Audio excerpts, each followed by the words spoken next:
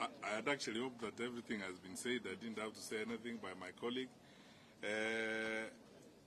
You know, the hallmark of President Kenyatta's administration has been constant consultation, collaboration and cooperation with all players in our country, whether it's players in the economy, and that the President has espoused the philosophy that we are all stakeholders in the future of our country.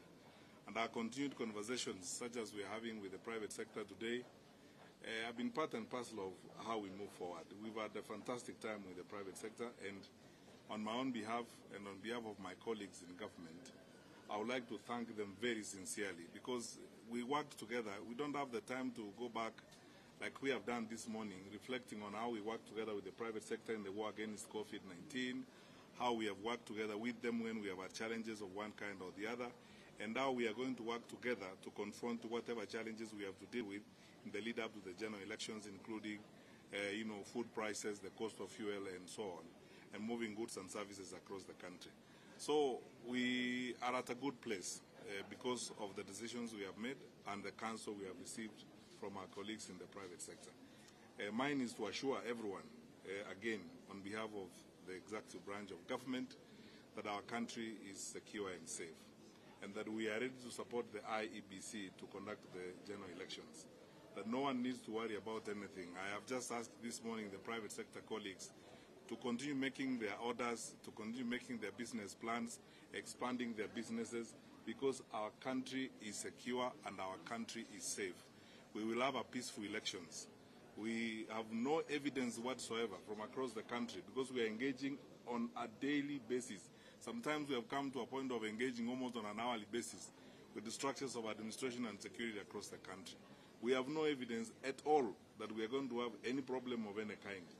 We ask our brothers and sisters who are on the campaign trail, who are seeking leadership, to remember their citizenship responsibility and duty. This is our only home on earth. Let us not incite anyone, and let's be here. Kenya is here today. We have only been given a responsibility to run the affairs of the country now. Kenya will always be here, today, tomorrow, and always. Let's make sure that we keep our country safe, and we are all ambassadors of peace. That's what we have spent time this morning talking about.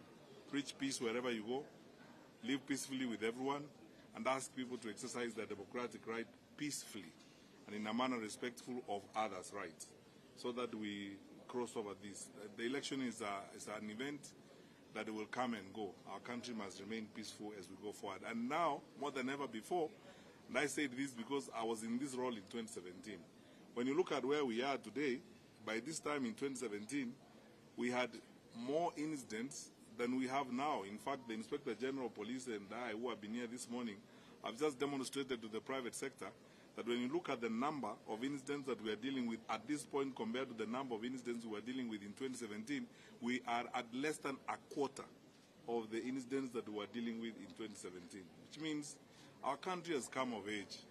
Our people are mature. Our democracy has grown.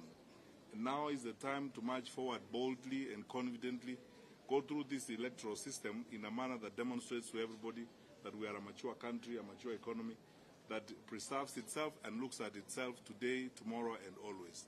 And thank you so much, good people.